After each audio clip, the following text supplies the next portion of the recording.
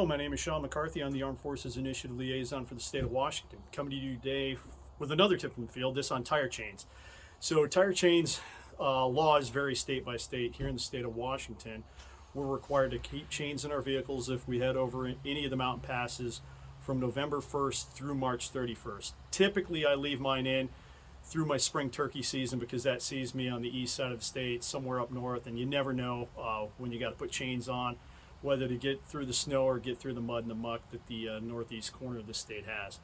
Part of my spring cleaning when I do come back from that turkey hunt is to go ahead and pull them out, dry them off, take a look, see what kind of condition they're in before I put them away for the summer. That way when I throw them back in my rig in the fall, I know they're good to go. I keep my tire chains in a milk crate. The reason I do this is it helps just kind of let stuff fall out and dry out. I also bring a 5-gallon bucket with me.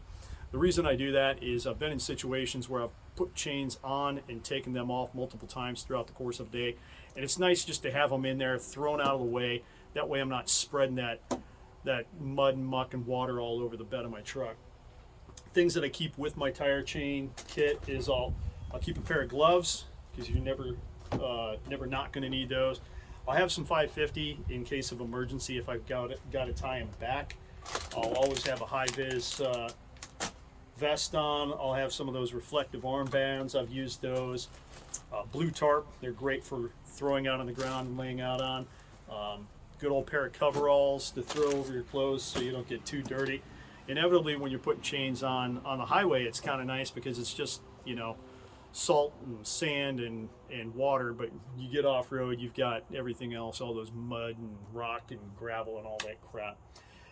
Another thing that you'll see with tire chains when you buy them, they'll come with these snubbers. I'll be honest with you, I think these are hot garbage.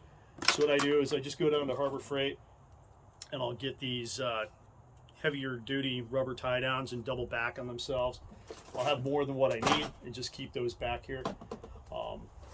The tire chains themselves, I'm a fan of the old school kind of ladder chains. They hold up really well. What I do when I do pull them out at the end of the year is take a look and see if they're rusty. If they're rusty, I'll bust them up, bust that up with a toothbrush or some sort of, you know, wire brush, and then I'll throw a little WD-40 on there or PB Blast, or just kind of a little bit of a rust inhibitor. The other thing that I'll do, because inevitably when you're putting chains on, you're in a rush, you're out there in the elements and it just sucks. You're trying to get to where you're going, and it's real easy for them to get all tangled up and messed up and figure out what ends what, especially if you're putting chains on with somebody who's never done it before. Is I will take either end of my chains and I'll put some high-vis paint on them.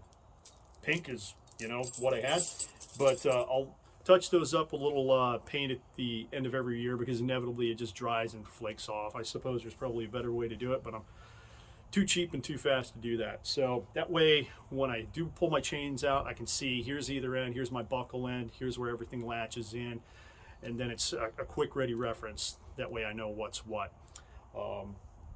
Again, I keep 2 sets of chains, front and rear, because you never know. If you throw a chain, you break a chain, it's nice to have an extra.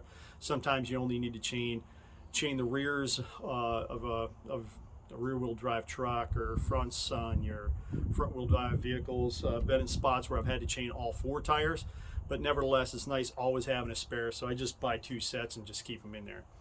Hope this helps, and we'll see you out there.